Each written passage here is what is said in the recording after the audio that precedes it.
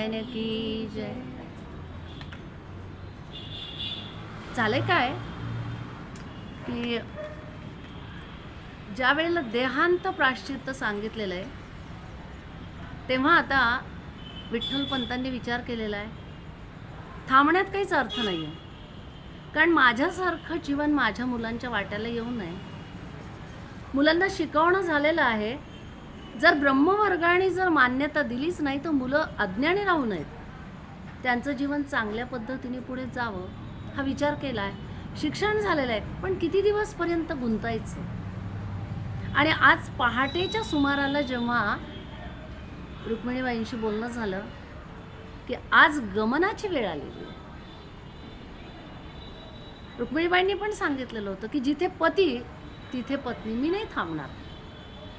आता थांबणार नाही म्हटल्यानंतर यांना कळून चुकलं होतं. आणि आज विठ्ठलपंतांनी एक चिठ्ठी लिहिली. चिठ्ठीमध्ये सर्व काही लिहून देवासमोर चिठ्ठी ठेवलेली आहे. मनाला सारखी हुरहुर लागलेली आहे. काही झालं तरी मुलांना सोडून जायचं. बरं सोडून जायचं म्हणजे लगेच पुन्हा यायचं नाही हो.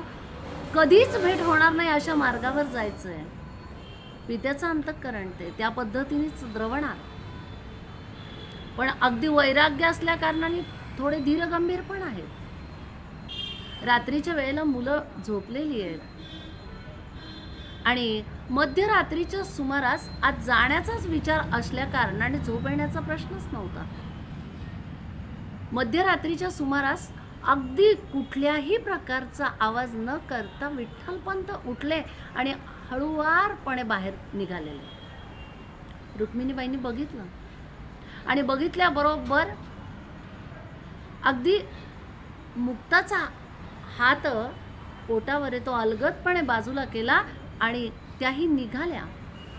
जाताना ईश्वराची प्रार्थना केली. डोळ्यात आसव येतं आणि जायला निघाल्या. निघताना येते बरं बाळांनो हा आवाज नकळतपणे त्या मातेच्या मुखातून निघाला आणि तो आवाज ऐकल्याबरोबर निवृत्तीनाथ खडबडून जागे झाले. जागे झाल्याबरोबर एका मातेला राहावलं नाही हो. निवृत्तीनाथा याच्यानंतर तुलाच सांभाळायचंय बरं म्हणून घेतलं त्याला घट्ट मिठी मारली आणि मातेच्या डोळ्यातून अश्रू वाहत आहेत. अश्रू वाहत आहेत. खूप वेळ शांत केलं आणि माता समजावून सांगते की बाळा पुन्हा नाही हो भेट होणार आपली. पण आता तूच या सगळ्यांचा माता आणि पिता आहेस. तुला सांभाळायचंय बरं त्यांना. तुला सांभाळायचंय. अहो आपण आनंदाने बाहेर गावी जात असताना म्हणलो तर मुलं म्हणतात आई काळजी करू नको. पण मातेची सांत्वना देणं भागच आहे. तो गहिवर इतका जोरात दाटून आलेला असताना त्याच हुंदक्याने ज्ञानेशाला जाग आली. काय काय म्हणून ज्ञानेश्वर जेव्हा उठले तेव्हा मातेला आता कळून चुकलं होतं यांना सुद्धा संदेश द्यावा लागेल. मातेने लगेच ज्ञानाला जवळ घेतलं आणि ज्ञानाला सांगते ज्ञाना लक्ष दे हं. तूच सगळ्यांना ज्ञान देणार आहेस. आईबाबांचं सगळी सावली आता निवृत्तीनाथ आहेत तुमचे. पण तुला ज्ञान द्यायचंय बरं. सांभाळून राहा. मातेचे शब्द ऐकल्याबरोबर ज्ञानेश्वरांना हुंदका आला आणि त्याच हुंदक्या सरशी पुन्हा सोपानाला जाग आलाय. सोपानदेव उठले आणि बघतायत तो काय दोघं जण काय काय झालं. कारण अगदी बालवयामध्ये कळेनासे झाले ना हो. माता सांगायची माझ्यानंतर तुम्हाला सगळ्यांना मिळून राहावं लागणार आहे. मध्ये आपसात भांडायचं नाही. पण त्यावेळेला कळतं वय कुठं आहे. मग मातेजवळ आल्या अगं तू कुठे निघाली तू कुठे निघाली म्हणून सोपान जेव्हा घट्ट आईला बिलगून जवळ आलेला आहे तेव्हा माता सांगते सोपाना मुक्तेशी नाही हो भांडायचं. सगळ्यांनी मिळून राहायचंय. अगं नाही मी नाही भांडत. मी कधीच नाही भांडत ना. अगदी ती बालिश मूर्ती त्या पद्धतीने सांगती झालेली आहे. आणि आता मात्र मातेला राहवत नाहीये. कारण सगळ्यांना निरोप देणं झालाय. माझ्या मुक्तेला आहो ती किती छोटी आहे. तिला काहीच समजत नाहीये. थोडंसं पुढे गेल्यानंतर पुन्हा मागे वळून पाहते तितक्यामध्ये या सगळ्यांच्या आवाजाने का कोण जाणे छोट्या मुक्तेला जाग आली आणि लगेच खडबडून उठून आईजवळ गेली. अगं आई, तू कुठे चालली? तू जवळ नसतील ना, मला नाही झोप येत. जवळ आली आणि घट्ट मिठी मारून म्हणते, आई नाही ग, तू माझ्या बाजूला असेल ना तरच मला झोप येते. हो ग मुक्ते. आणि आई बघ हा, मी दरवेळेला तुझ्या जवळ झोपते त्यावेळेसच मला झोप येते ना, तुझा हात माझ्या अंगावर असलाच पाहिजे. ते वाक्य ऐकल्याबरोबर मातेचं अगदी हृदय द्रवलं आणि तिला धाय मोकलून रडायला आलेलं आहे. पण त्यावेळेला अश्रू आतल्या आत गिळून रुक्मिणीबाईंनी विचार केला की नाही, या मायाजाळात मी गुंतले तर पतिराजांबरोबर माझं गमन होणार नाही. शांत हो बेटा, शांत हो, चल मी तुझ्याच बाजूला झोपते. म्हणून माता पुन्हा आली आहे, मुक्तेच्या जवळ झोपली आहे. अहो झोप कशाची, तिला शांत करायचं होतं. कारण वापस आपण जात असताना ते जाण्याचा जो प्रसंग आहे तो छोट्या मुक्तेने बघितला तर आयुष्यभर तिला तेच स्मरणात राहील. तिला जवळ घेतलं, अगदी तिचा हात आपल्या पोटावर ठेवला आणि तिला थापटून थापटून झोपवतीये. क्षणामध्ये झोप लागली ना, मातेचा हात अंगावर पडल्यावर झोप ती लागणारच. आणि अलगदपणे आता सगळ्या चारही भावंडांना झोप लागलेली आहे. विचार केला, कुठलाच आवाज न होता माता उठली आहे. अगदी त्या झोपडीचा दरवाजा कुठला होतो तो आडोसा असाच उघडला आणि झप झप पावलं टाकत त्या झोपडीच्या बाहेर गेली. मातेचं अंतःकरण पुन्हा द्रवायला लागलं. बघूया का माझ्या मुलांकडे वाटायला लागलं. 2 पावलं मागे येते, पुन्हा विचारायला नको, त्या मायाजाळात गुंतायचं नाहीये. आणि मग मात्र कठोरपणे निर्णय घेतला. झप झप झप पावलं टाकत रुक्मिणीबाई पुढे गेल्या. पाहतो तो काय, किती दूर अंतरापर्यंत विठ्ठलपंत गेलेले होते. त्यांच्याबरोबर भरभर गेल्या, त्यांना गाठलं आणि मजल दर मजल करत करत या गावी, या मंदिरात, त्या गावी, त्या मंदिरात थांबत थांबत प्रयाग क्षेत्र गाठलं. त्रिवेणी संगम हो, तिथंच तर देहांत प्रायश्चित्त घ्यायचं.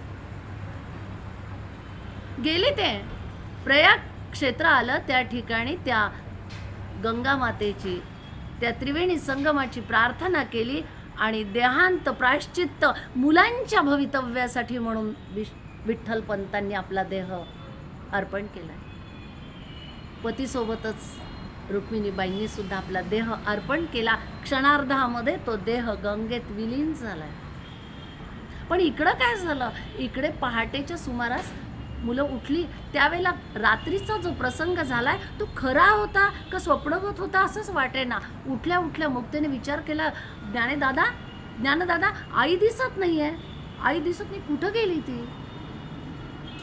आता ज्ञानेश्वर आणि निवृत्तीनाथांना दोघांनाही माहिती होतं ना, कारण त्यांचं वय मोठं होतं. सोपाने उठला तेव्हा या भावंडांची समजूत आपल्याला काढावीच लागणार आहे. म्हणून काही क्षणापर्यंत तिला सावरण्यासाठी म्हणून म्हणतात, अगं इथंच कुठं तरी गेली असेल, नाही गंगेवर स्नानाला गेली असेल. लगेच मुक्त मध्ये येते, म्हणते नाही दादा, अरे दोरीवर तर आईचं पातळ जशाला तसं दिसतंय, नाही ना गंगेवर गेली ती. अरे मग ती फुलं वेचायला गेली असेल, फुलं आणायला गेली. नाही ती फुलं आणायला कधीच जात नाही, मलाच तर सांगायची ती तू फुलं आण म्हणून. आता निवृत्ती दादांना लक्षात आलेलं होतं की भावंडांना सावरावं लागणार आहे. मग मात्र देवाजवळची चिठ्ठी काढली, वाचन केलंय आणि तिघही भावंडांना आपल्या जवळ बोलवलं, जवळ घेतलं आणि धाय मोकलून रडले. कारण आज त्यांना सांगायचं होतं की बाळांनो, आपले माता पिता आपल्याला सोडून गेलेत. आता पुन्हा कधी ते आपल्याला भेटणार नाही आहेत, पण आपल्याला सगळ्यांना एकत्र राहायचंय. मन कठोर केलं आणि त्या कठोर मनाने त्यांनी सांगितलंय की बघा, याच्यानंतर आई बाबा भेटणार नाही. आता ब्रह्मवर्गाने दिलेलं देहांत प्रायश्चित्त घेण्यासाठी ते गेलेत, आपल्यासाठीच तर गेलेत ना आपले आई बाबा. मग आपण रडून कसं चालेल? कारण आपण रडलो ना तर त्यांच्या आत्म्याला त्रास होईल. मोठ्या माणसांनी याच पद्धतीने सांगायचं असतं. कारण मोठ्या माणसांना दुःख होत नाही असं नाही आहे, अंतःकरण पिळवटून येत नाही असं नाही आहे. हो, पण ते अंतःकरण पिळवटून आलं तरी देखील एक धीर गंभीर अंतर आसन पक्क करावं लागतं. त्या पद्धतीनं निवृत्तीनाथांनी केलं. चौघांनाही त्याच पद्धतीने अश्रू अनावर झाले होते. पण आत्ता मुक्तेला आठवायला लागलं की आई म्हटली होती, मुक्ते तुलाच सगळ्यांना आईचं प्रेम द्यायचंय बरं. म्हणजे काल आई तसं म्हणली होती म्हणून आई गेली का? मला सगळ्यांची आई व्हायचंय, पण मी आई होऊन करणार काय? आईसारखं मला नाही बाबा जमणार. छोट्या मनामध्ये हेही विचार उमटायला लागले. आणि मग आता ज्ञानेश सगळ्यांना दुःखाचा आलेला तो ओघ ओसरलाय. कारण माता पिता सोडून गेलेत, हे अनावर दुःख कधीही विश्वात भरून येणार नाही असं आहे ना. आज आपणही बघतो, यांचाच हा प्रसंग ऐकला तर आपले सुद्धा जे कोणी आपल्याला सोडून गेलेले आहेत त्यांच्या आठवणीत आपण सुद्धा धाय मोकलून अंतःकरणपूर्वक रडायला लागतो. रडण्याचा ओघ ओसरला की दुःखाचा आवेग निघून जातो, पण ज्या वेळेला दुःख निघून जातो त्यावेळेला मन घट्ट व्हायला लागतं. चौघही एकमेकांना बिलगून रडणं झालंय, ओघ ओसरलाय. आणि आता निवृत्तीनाथांनी सांगितलं की बाळांनो, ज्ञानेश काय करेल बघ. ज्ञानदेवा, आपण भिक्षा मागून आणावी. आपण काहीच हरकत नाही दादा. रोज पहाटेच्या सुमाराला मी ब्रह्मवर्गाकडे जाईल. ज्या ज्या ठिकाणी मला भिक्षा मिळेल त्या ठिकाणची भिक्षा मी मागून आणेल. आणि हां, हे कार्य मी अविरतपणे करेल, मनपूर्वक ठरवलेलं आहे. आणि त्याच क्षणाला निवृत्ती दादा सोपानला सांगतायत की सोपाना, मुक्तेला सांभाळायचंय बरं का. ती लहान आहे, तिचे हट्ट आपल्यालाच पुरवावे लागणार आहेत. आणि मग चौघही जण अगदी एकमेकांच्या जवळ आले, गळ्यात गळे घातले आणि एकमेकांपासून दूर व्हायला लागले. कारण काय, त्यांना आईबाबांनी त्यांचं दिलेलं कार्य करायचं होतं. आज ज्ञानदेव भिक्षेसाठी गेलेले आहेत. बरं, भिक्षेसाठी गेले त्यावेळेला सुद्धा त्या गावामध्ये ज्या बातमी कळालेली होती की देहांत प्रायश्चित्तासाठी विठ्ठलपंत आणि रुक्मिणी माता गेलेल्या आहेत.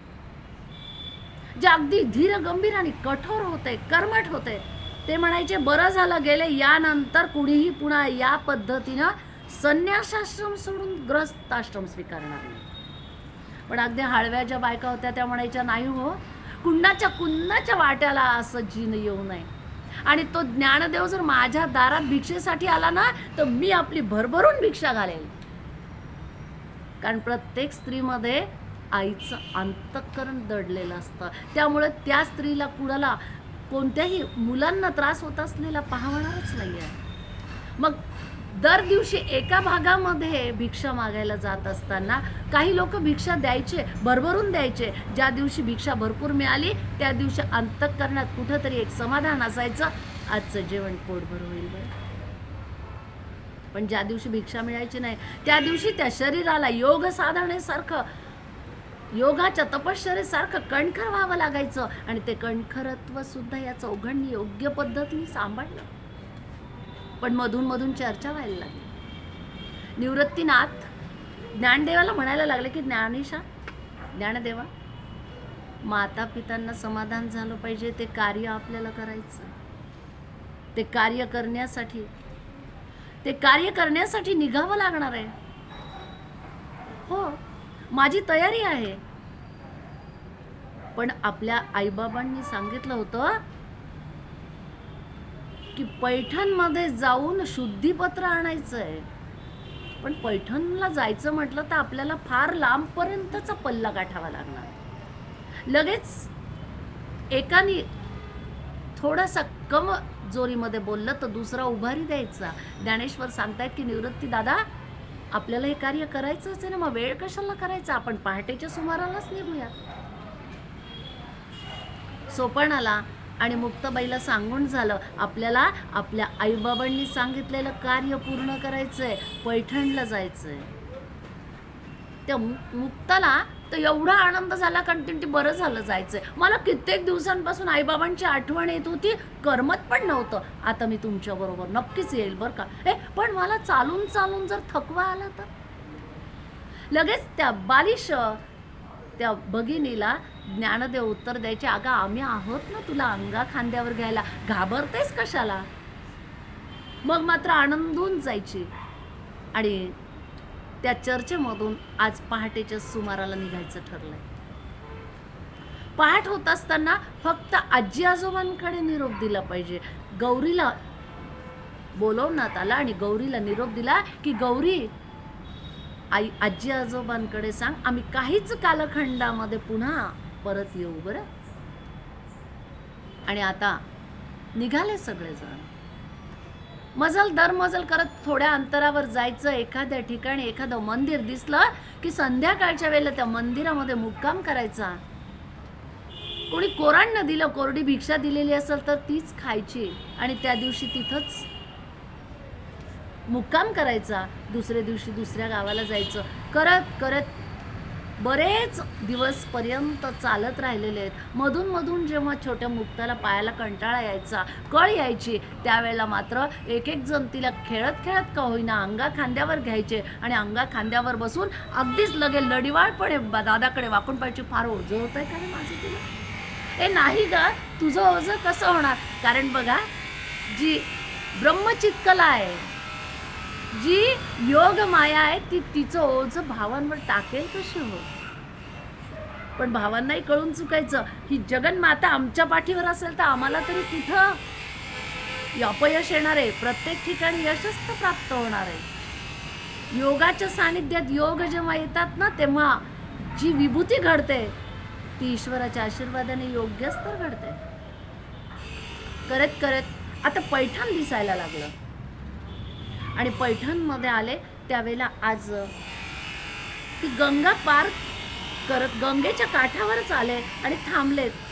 त्यावेळेला त्या गावामधले कृष्णा शास्त्री नावाचे एक विद्वत ब्राह्मण, त्यांनी बघितलं, अरे मुलांनो, इतक्या गंगेच्या काठावर तुम्ही चौघच दिसतात, कुठे बरं आलात.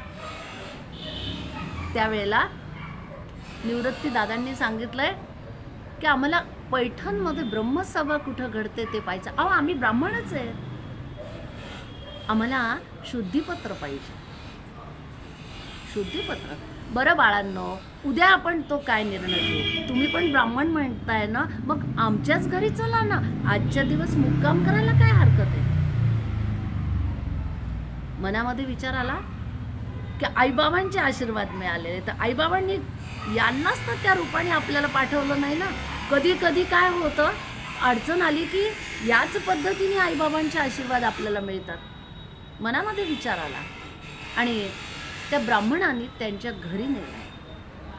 घरी आलेले आहेत, रात्रीची जेवणं झाली आणि आज ब्राह्मणांनी सांगितलंय की बाळांनो, उद्या आमच्या घरी श्राद्ध आहे. त्या श्राद्धासाठी मी गावातल्या लोकांना, ब्राह्मणांना बोलवणार. हरकत नाही, आम्ही आहेत आपल्यासोबत. आणि आज शास्त्री बुवा गावात गेले, सगळ्या ब्रह्मवृंदांना जवळ बोलवलं आणि सांगतायत की उद्या श्राद्धाचं सगळे ब्रह्मवर्ग आमच्याकडे जेवणास या. पण हां, एक बातमी सांगायची राहिली. बातमी ती कोणती. अहो, काल पुढे आळंदीहून काही 4 मुलं आलेली आहेत हो. त्यांना म्हणे शुद्धीपत्र पाहिजे. शुद्धीपत्र ते. आणि कारण काय. अहो, काल चर्चेमध्ये मुलांनी आम्हाला सांगितलेलं आहे की त्यांच्या वडिलांनी म्हणे संन्यासाश्रम सोडून गृहस्थाश्रम स्वीकारला आणि आळंदीमधले ब्राह्मण त्यांना ब्राह्मणत्व द्यायला तयार नाही आहेत. ग्रामण्य केलंय, त्यांना वाळीत टाकलेलं आहे. आणि त्याच कारणासाठी त्या मुलांचे उपनयन संस्कार झाले पाहिजे म्हणून शुद्धीपत्र मागण्यासाठी ते आलेले. शास्त्रीबुवा अगदी सहजपणे ब्रह्मवर्गांना सांगतायत. त्या ब्रह्मवृंदांनी लगेच सांगितलं, छे छे छे छे छे, संन्यासाची मुलं आपण आपल्या घरात ठेवून घेतलेली आहेत. आम्ही आपल्याकडे येणे पूर्णतः वर्ज आहे. अहो, असं म्हणू नका. ती मुलं त्यांना खायला काहीतरी लागेल, कुठंतरी आश्रय दिला पाहिजे या भावनेनं मी ठेवून घेतलेलं आहे. परंतु पैठणमधल्या ब्रह्मवृंदांनी सांगितलं, छे आपण सुद्धा धर्माविरुद्ध कार्य करत आहात, हे होणेच नाही. आणि एका ब्राह्मणाने दुसऱ्याला, दुसऱ्या ब्राह्मणांनी तिसऱ्याला म्हणत म्हणत सगळ्या ब्रह्मवर्गाने निर्णय घेतलेला आहे की शास्त्री बुवांकडे श्राद्धासाठी कोणीही जाणे नाही. स्वयंपाक तयार झालेला आहे आणि शास्त्री बुवांनी निरोप दिल्यानंतर शास्त्री बुवा बाहेर येऊन बघतात, कुणीच येत नाहीये. अजून येऊन बघतात, कुणीच येत नाहीये. श्राद्धाच्या वेळेला स्वयंपाक तयार असताना ब्रह्मवर्ग जेवणासाठी आलेच पाहिजे. असं काय घडलं, पैठणमध्ये काय घडलं हे बघण्यासाठी पुन्हा शास्त्री बुवा गेले. ब्रह्मवर्ग का येत नाही विचारतायत. त्यावेळेला एकांकडून कळलं की आपण धर्माविरुद्ध कार्य केलेलं आहे. आपल्याच घरामध्ये संन्यासाश्रम घेतलेल्या गृहस्थांची मुलं आपण आपल्या घरामध्ये त्यांना आश्रय दिलेला आहे. ही गोष्ट आम्हा ब्रह्मवर्गांना मान्य नाही आहे, म्हणून आम्ही आपणाकडे जेवणास येणार नाही. अत्यंत बेचैन झाले. परत वापस घरी आले आणि खंत वाटत होती. अगदी खंत वाटून शांत मुद्रेनं बसलेले. तेव्हा ज्ञानेश्वर समोर आले. म्हणतात, शास्त्री बुवा घडलं काय? ब्रह्मवर्ग नाही आहे? नाही रे बाळांनो, काल तुम्हाला आमच्या घरामध्ये आश्रय दिलेला आहे, ही गोष्ट आमच्या पैठणमधल्या ब्रह्मवर्गांना मान्य नाही आहे, म्हणून त्यांनी जेवण येण्यास नकार दिला. ज्ञानेश्वरांनी विचार केला की शास्त्री बुवांनी आपल्यामुळं त्रास सहन केलेला आहे, त्यांना हा त्रास सहन होणे नको. लगेचच त्यांनी सांगितलं, शास्त्री बुवा तुम्ही काहीच काळजी करू नका, पानं मांडा.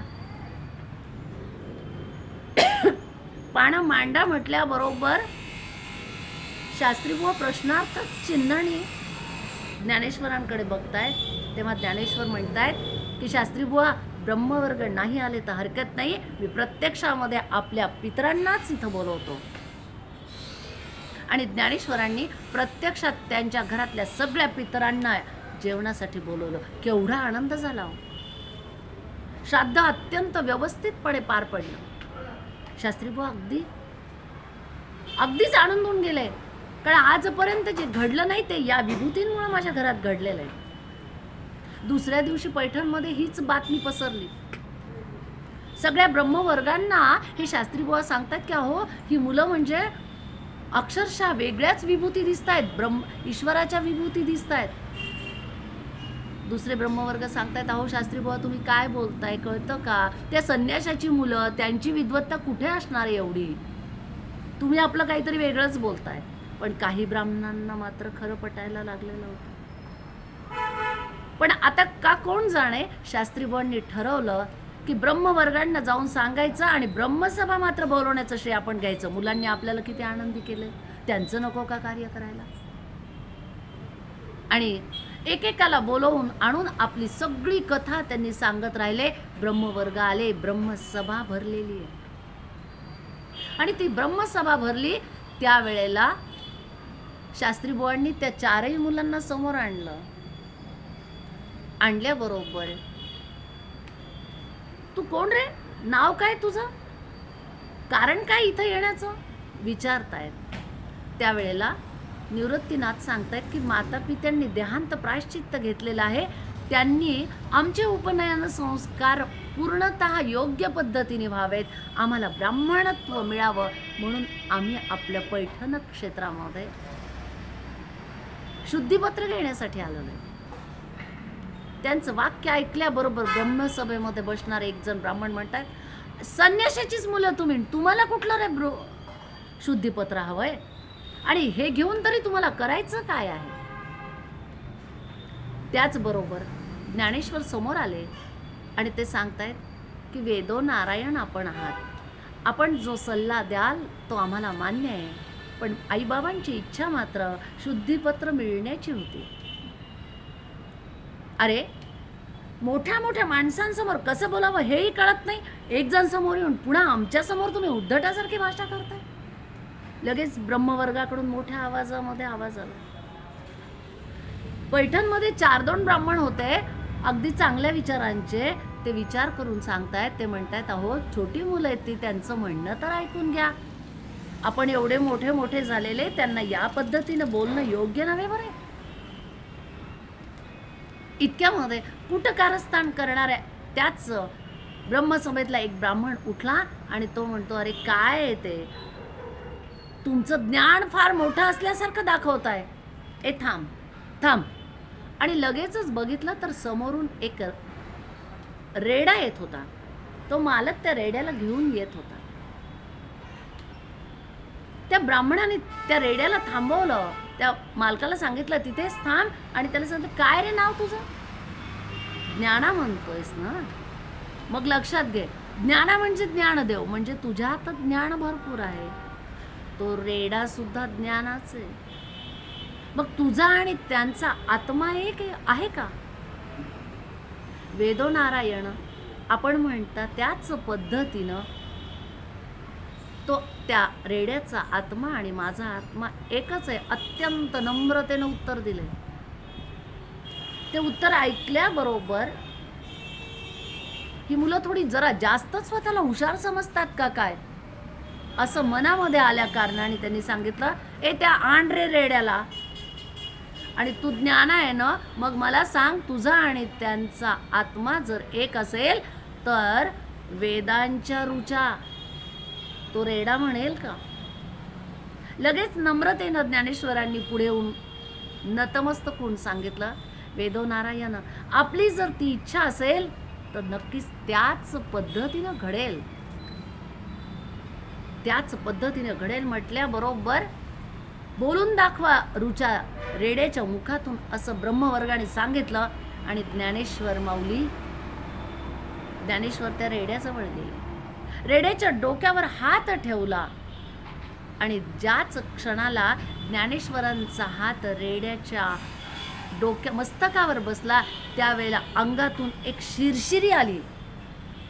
कुठंतरी एक तेज आपल्या शरीरामध्ये शिरला आहे असं रेड्याला झालं. आणि ज्ञानेश्वरांनी वेदाच्या ऋचा म्हणायला सुरुवात केली आणि क्षणभर थांबले.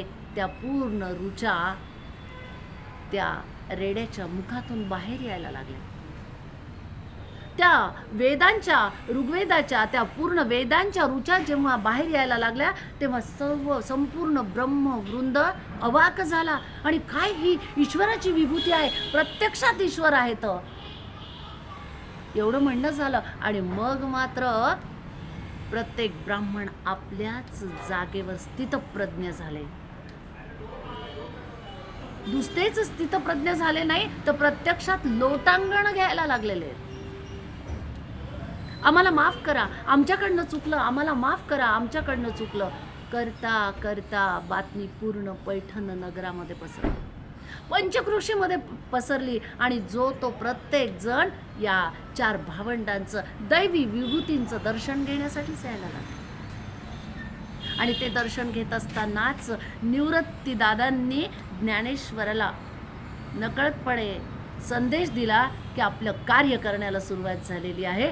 आता हे जेवढे लोक जमलेले आहेत त्यांना कथा, कीर्तन, प्रवचन यातून ज्ञान द्यायला सुरुवात करायची. कित्येक कालखंड दिवसपर्यंत ज्ञानेश्वरांनी कथा कीर्तनाद्वारे, प्रवचनाद्वारे पैठणमधल्या लोकांना ज्ञान दिले. आणि आता पैठण सोडण्याची वेळ आलेली आहे.